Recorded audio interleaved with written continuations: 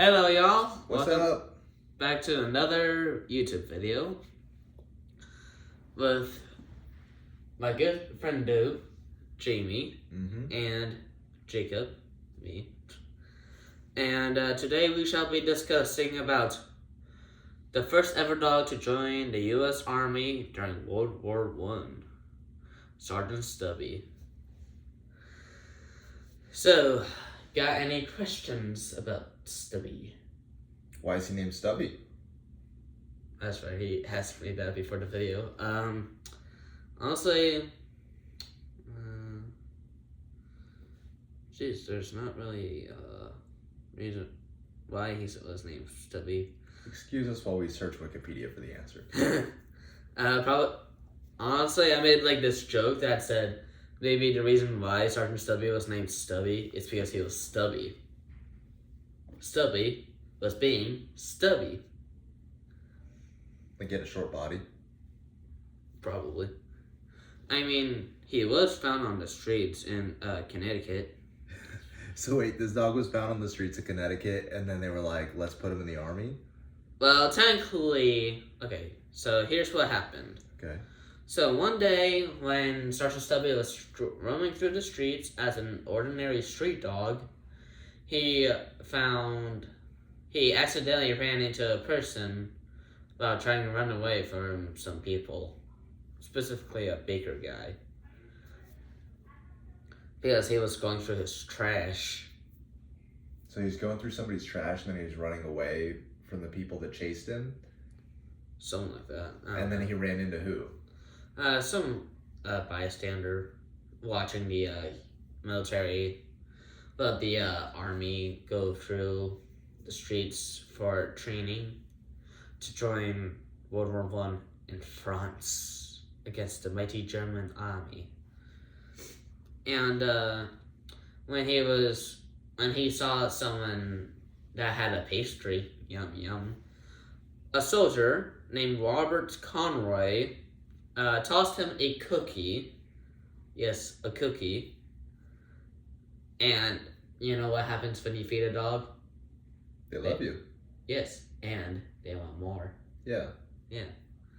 And so he followed him, naturally, to the camp, and when he was about to enter, two soldiers blocked him with some muskets. Well, back then they had muskets, so makes sense.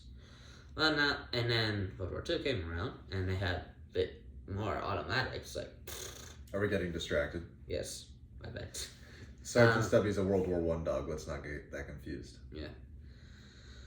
And, hang on. Oh, yeah. Two soldiers blocked him, told him to scram. Jerks.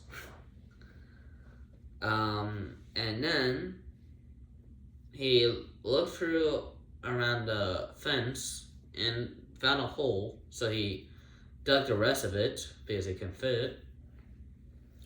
It was a tight squeeze, but I bet he made it through. And then his next stop was the chow place, like where you get your food. The DFAC? Yeah, I think so. Yeah, definitely. And then he found the cook, which again did not like him. Had him scream out of the place, and then that's when the dog ran into the soldier, Conroy, that gave him the cookie, and the dog was licking him, as one does, and Conroy was like, "What the heck are you doing here? I don't have any food for you."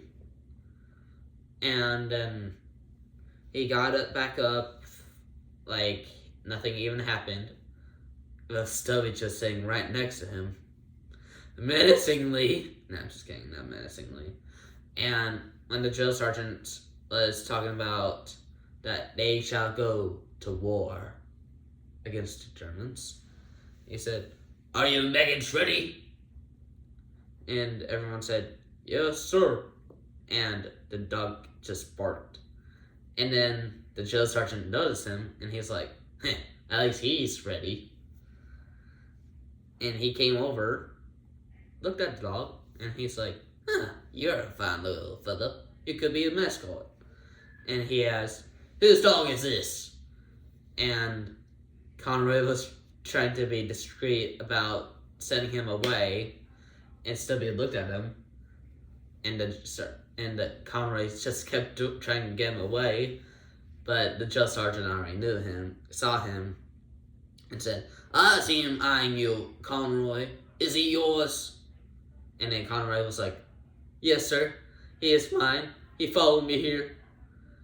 And the sergeant was like, "Well, you better give him some chow, otherwise he'll be up your butt."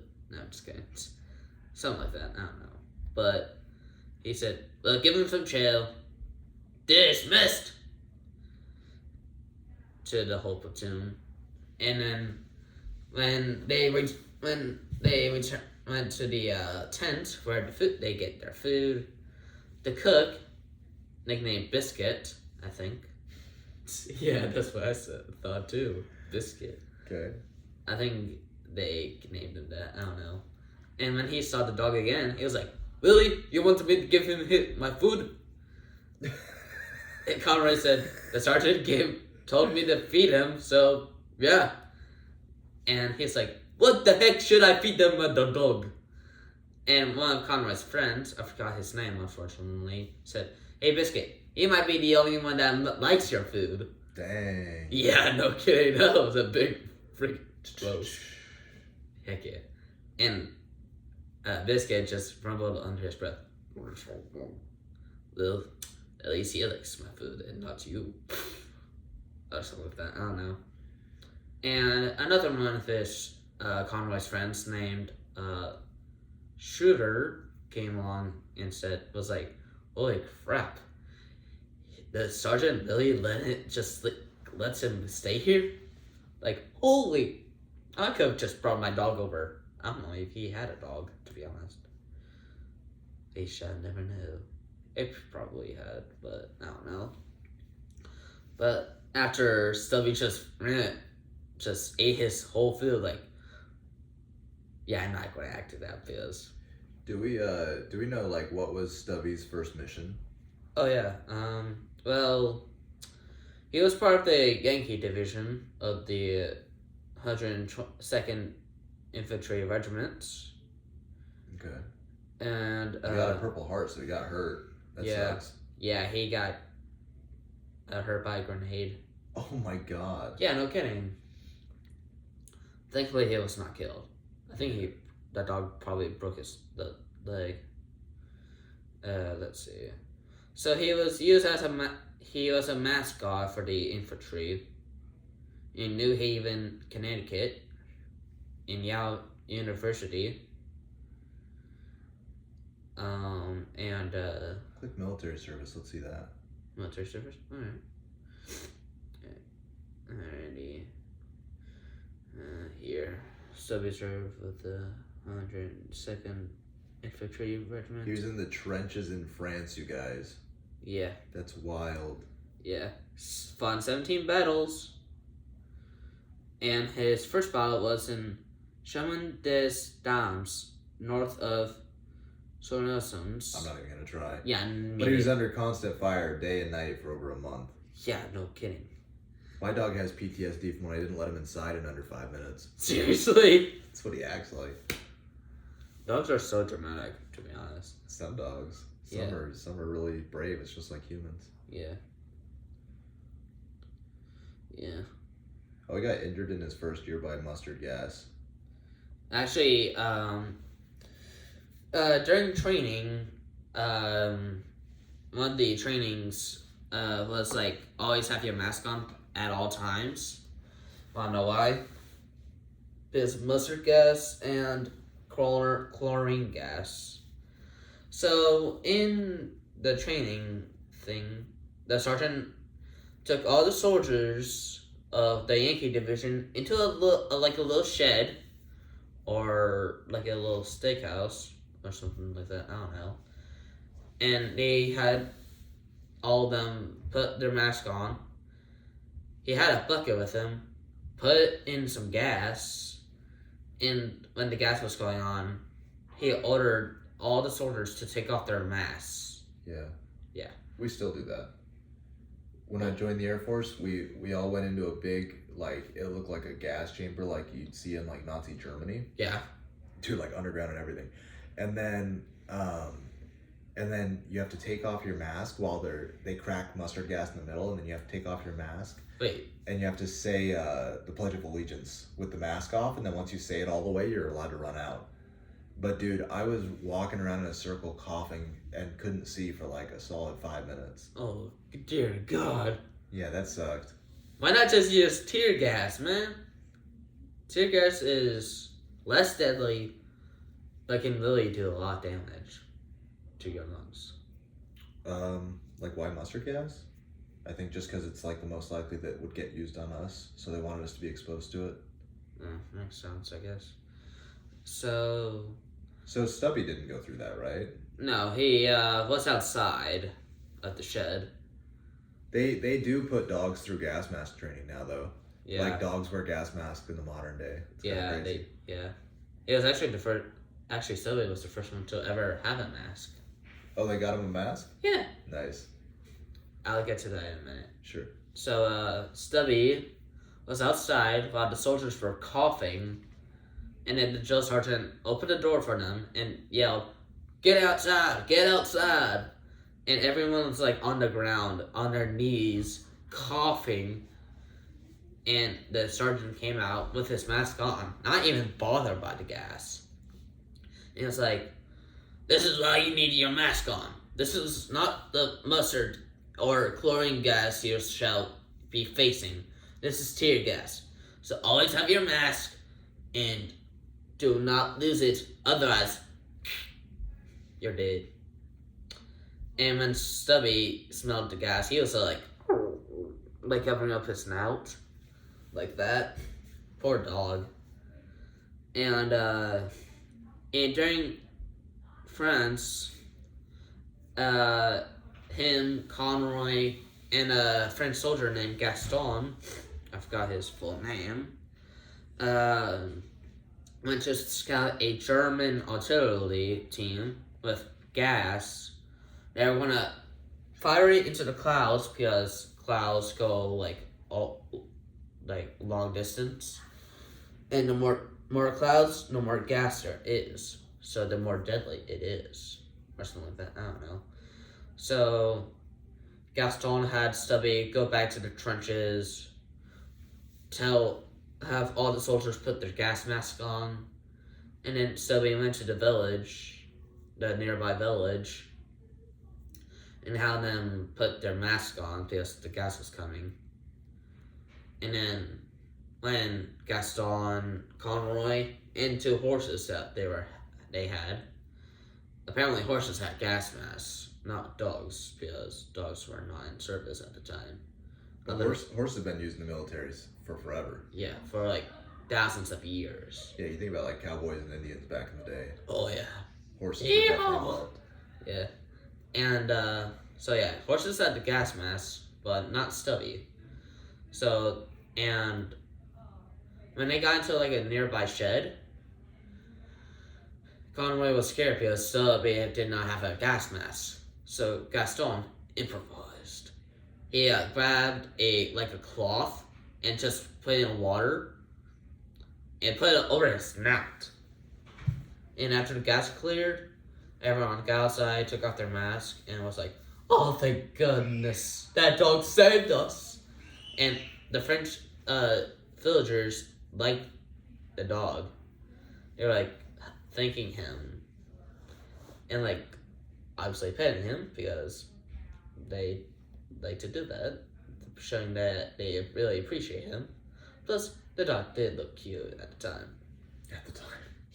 Pre-grenade. Yeah, pre-grenade. Okay, Can I fast forward to like what he did for his service? Yeah. So he. So before he got hurt and before the whole gas situation, him and his platoon went to the trenches where the other French soldiers were at. And he already got to being useful by getting the vermin out of them trenches because they carry disease, plus they eat their food. And what about how he would warn people of the gas coming in? he barked, or bite on the mask, or just like, relaying it. Yeah, so because his hearing was like better than the humans, he was able to like hear it coming and then bark, and then when he barked, everybody would duck, and so they wouldn't get hit as hard by the incoming artillery shells and gas. Yeah. And you want to know how he got hurt by that grenade? I don't want to be too sad, but sure. Alright. Prepare yourself mentally. Right. Alright, so, when he was in the trenches, there was a big German attack going on. Okay. At one of the trenches. It was really brutal. He managed to, like, distract 3 German soldiers for Gaston and Conroy to capture them. So essentially, Stubby was being the distraction while Gaston and Conroy sneak up from behind, point their guns, and tell them to put down their weapons. And for the grenade parts, there was a grenade that was about to like explode either Conroy or one of his friends, and Stubby just yanked the grenade and just ran in the opposite direction. Go fetch, boy. Yeah, no kidding. Oh no. Yeah. Okay. And boom, the grenade exploded, and as you can expect, Conroy was like very scared for Stubby, so he ran and saw that the grenade did not blow him to smithereens, but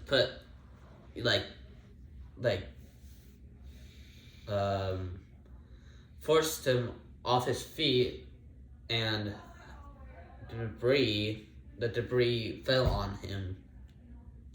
Stubby must have been smart enough to drop the grenade and just and keep running. Yeah, but and then get hit by the shrapnel, because if it was in his mouth, he'd be done. Oh yeah. So he must have been smart enough to like grab it, run away, drop it. Yeah, and just keep on running. Yeah. Yeah, so it's probably a mixture of shrapnel and debris. Dang. Yeah. That. You know the difference of shrapnel and debris? Shrapnel is shards of metal that can really dig into your skin and really. Ow. And debris is like from like chunks of like buildings or sheds that can really hurt a lot. I've always heard it. The difference is like shrapnel is large pieces and debris is small pieces. It's like it really doesn't matter the substance. It's just like, was it a big piece or a small piece? Yeah. If it's like that big, it's debris. Okay.